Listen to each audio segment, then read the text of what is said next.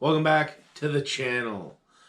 So I need to make a little update because a lot of people have been asking me what's going on with the van. Did I get it running? What was wrong with it? Are you going on a trip soon? And the answer is no. I have not got the van running. So at the end of my last video, that's essentially where I stopped. I actually did a little bit more. Since that video, I changed my fuel pump. Didn't fix anything, and then to get my mind off of not being able to fix it, on Remembrance Day, lest we forget, Remembrance Day, November 11th, I started to change the ball joints and a CV shaft.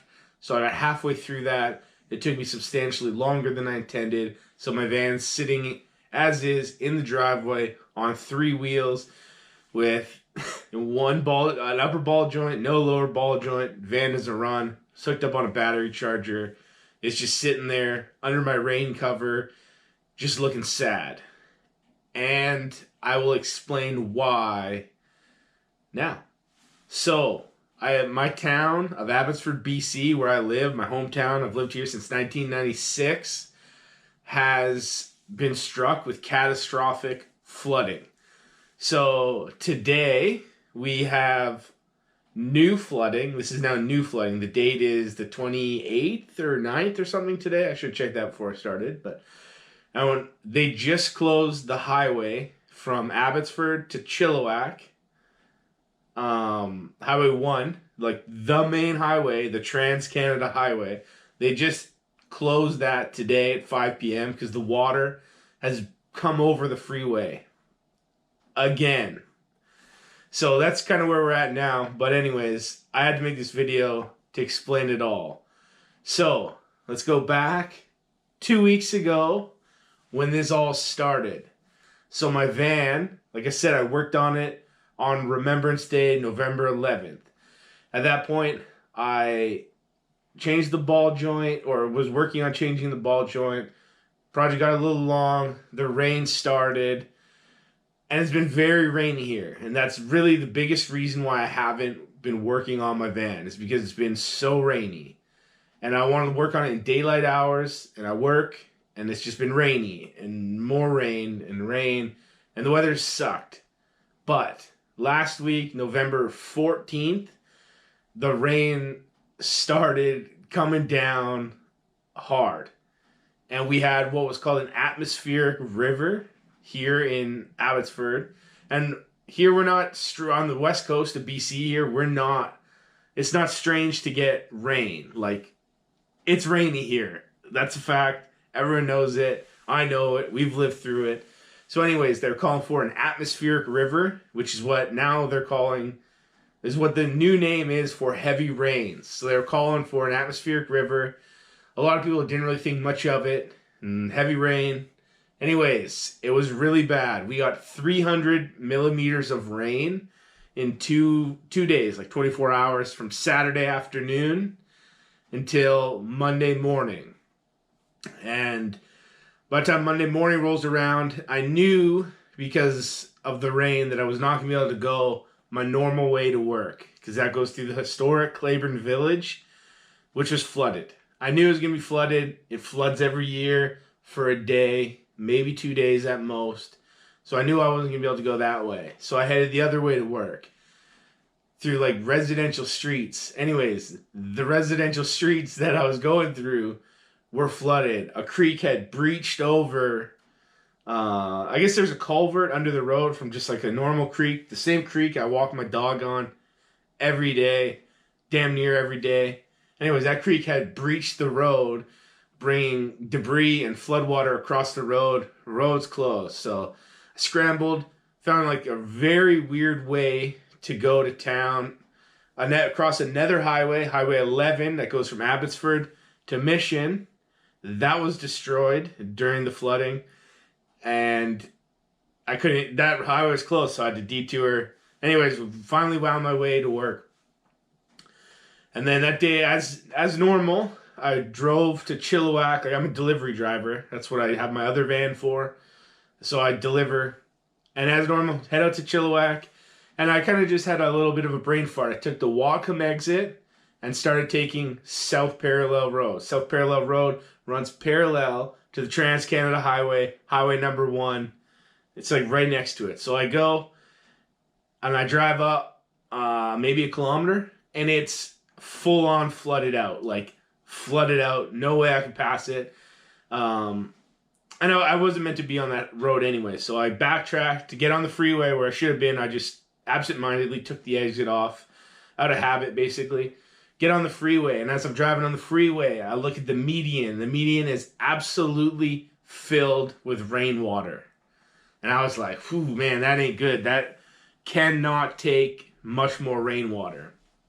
So I continue, make my deliveries in Chilliwack. The rain at this point has slowly subsided. Like it was lightly raining and then it kind of drifted off.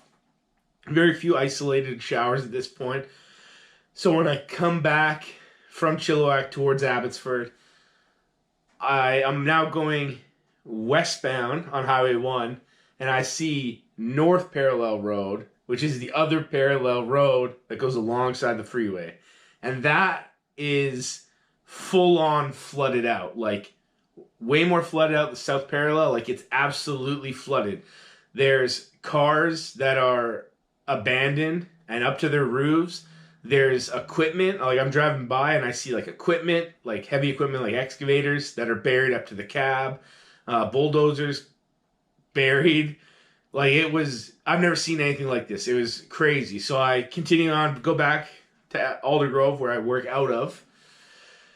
And then I like thought about it, and I posted on my own Facebook the pictures that I just said, the pictures that I took while I was driving, allegedly.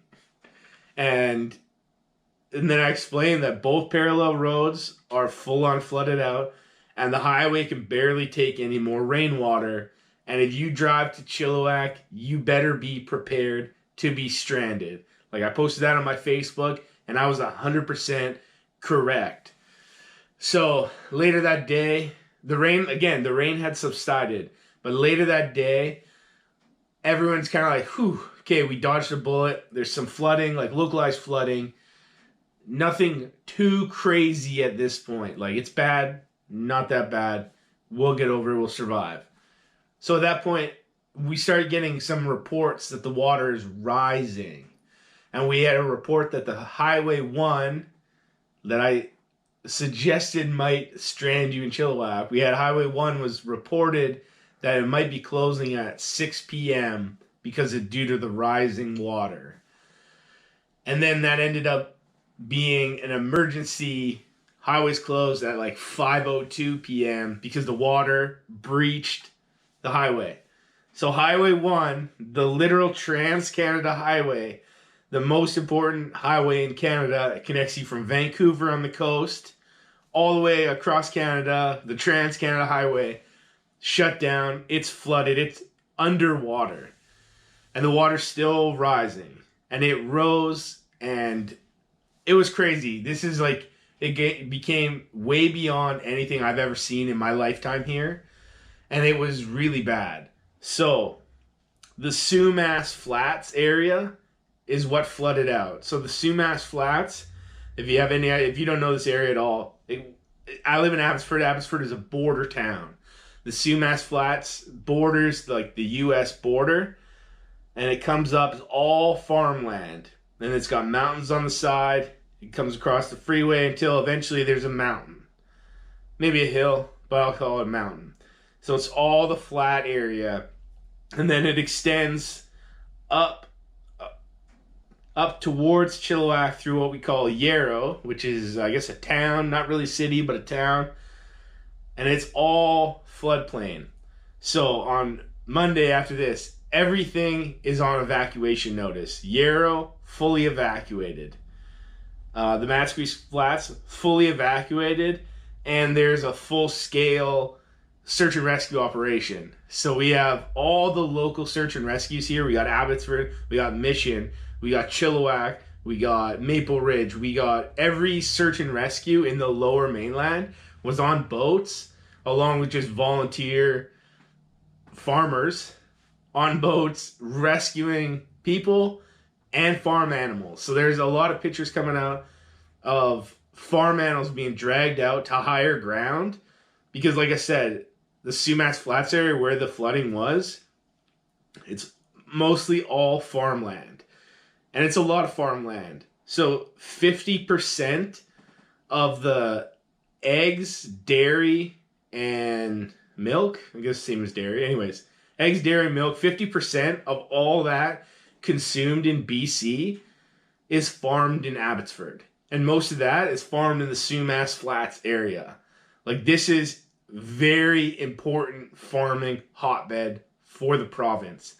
And it's underwater. And not just underwater, we're talking 6-7 feet in a lot of places. It is absolutely devastating flooding. Whew. So, there are all these reports of cows being saved, but then there's an unknown amount of cows that didn't survive, and we still don't really know that number.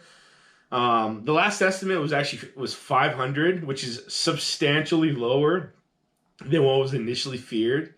But we're now 2 weeks down the line from the original flooding event, and that was one estimation, but we have no hard numbers at this point. But it was crazy at the time, and it was man, it was touch and go. Like, we thought it was going to be absolutely devastated, and it was, but it also could have been so much worse. So, the Sumas Flats area, formerly known as Sumas Lake. So, Abbotsford, back in the day, in the 1920s, they decided that we needed more farmland, and the Mascui Flats farmland that we have now used to be a lake that was prone to flooding.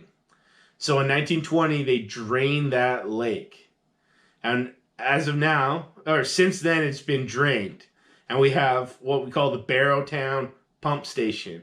It's got 4 ginormous pumps in it that pump. I read somewhere that it pumps an Olympic-sized swimming pool every second times 4, because there's 4 pumps. That pump station, along with all the drainage canals, which are now flooded, are the only things keeping Sumas Lake from being the Sumas Flats from being Sumas Lake again. And it was really touch and go if it was going to become Sumas Lake. So, there was, I think this is now Tuesday night, after like the main original flooding event, trying to rescue animals, rescuing people. We've now caught our breath. Then there's reports in the media, on Facebook, Twitter, that we have an imminent failure of the Barrowtown pump station at our hands. And that night, we were asking for volunteers. We had a 300-strong army. I don't think it was literally the army yet. The army has now since been called in. But at this point in time, we had an army of volunteers sandbagging to keep water that was imminently going to breach the Barrowtown pump station and cause its failure. They sandbagged around it and had a bunch of external pumps running and saved it. I've seen them, they welded up the windows of it to keep the water out. So they saved the pump station, which in turn saved Sumas Lake from being a flooded prairie to becoming back to being Sumas Lake, like full on, which would have been really bad. So that night we left, and the mayor made like an emergency press conference saying like how bad it is. And I was listening to it live or watching it live, and like they're like, well, how deep was Sumas Lake? And he's like, well, it wasn't a deep lake. It was about 10 feet. But the amount of acres, it would just be devastating.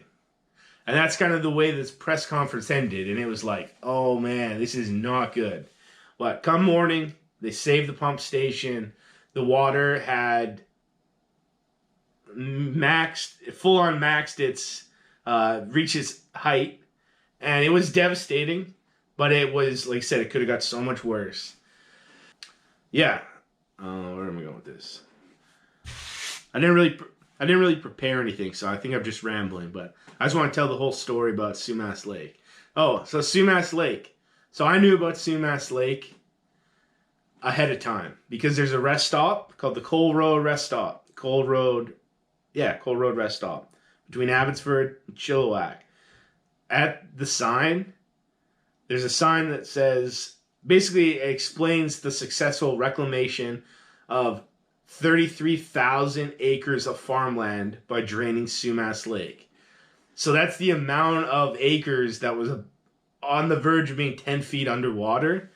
And as I last checked, which is a few days ago now, before the most recent rains, we had 22,000 acres, which is 2/3 of what the original Sumas Lake is.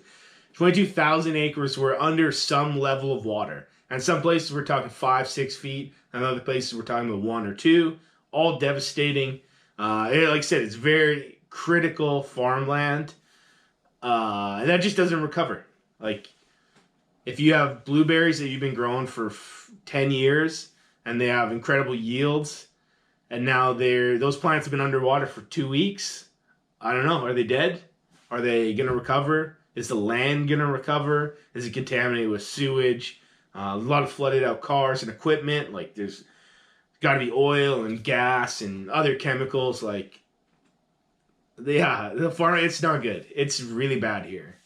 So, with all that being said, that is a huge reason why I have not gotten to work in my van. I just mentally haven't been in the right headspace, and the weather hasn't been permitting. And I would work in the rain if I have to, but mentally, like I said, this is my hometown. It's been a lot to take in, so I just haven't felt like working on my van. I will get my van running when I feel like working on it. I have one video half filmed where I replaced my ball joint. And obviously I had to get my van running. So there's another video in the works. I don't know how long it's going to take, but this has now been a long time that I haven't had the van. So I'd like to get it running. And then after that, I realized like my van isn't running or isn't done on the inside. I'm going to have to build like a shelf. I got to finish up the interior. I would like to do some winter camping. But moving forward, along with our local flooding, we actually have a lot of flooding out on the outskirts.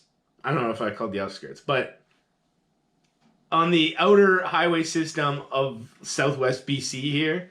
So the town of Princeton has been wiped away with flooding, and the surrounding areas like the Tulameen area and stuff like that, devastated by flooding. Town of Merritt, devastated by flooding. Highway 1 has been washed away. Highway 1, again, Trans-Canada Highway, the original way across Canada.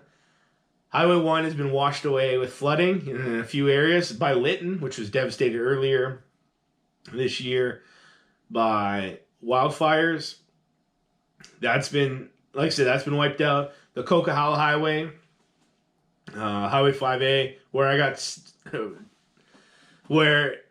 like, that's the most important highway in the Lower Mainland for commercial traffic. So the Port of Vancouver, in Vancouver, all, like, the industrial goods that come from, like, Vancouver travel the Coquihalla, like, up that way. Like, it's a critical highway. It's been absolutely destroyed. Many bridges out, landslides, like, it's crazy. That's out. Maybe it's coming back for commercial emergency or essential use, maybe by the end of January. So we're talking another 2 months. There's only currently one highway that connects Vancouver and Abbotsford, where I live, to the rest of Canada, which is the Highway 3, the Crow's Nest Highway, which is the highway I take to visit my parents in the Soyuz. I've camped camped off that highway a couple times that you've seen in my videos. That's the only highway that's open, but it's actually not open right now. It's closed because of the current new rainstorm / snowstorm that we're having. So anyways, Highway 99 also had landslides. There's a couple fatal landslides in it. Highway 99, where sort of in the area where by Lillooet, where I was stranded the second time, where I got towed the last time my van ran. That, like, there was a fatal landslide, so I was out of commission for a while. It's now sort of back on, but also temporarily closed. But anyways, it is a total chaos on all the highways in the Lower Mainland and here in BC. So I'm not 100% sure when I'm going to be able to get back in the van driving. So yeah, I don't really know. Like I said, I would like to go camping. I would like to do some winter camping, but I got to get my van on the road, and I don't want to be part of the problem. And if the highways are for essential use only, which I believe they currently are, the ones that are open, and yeah, like I said, it just total chaos. I haven't felt like working, and I don't know what the future entails with the van, but as soon as possible, I would like to be in my van, driving, filming some shows or episodes, and doing my thing again. So, anyways, I've rambled. Nobody's probably even listening at this point, but that's it. That's the end of this episode. Explanation of why I haven't made a video, and have a good night.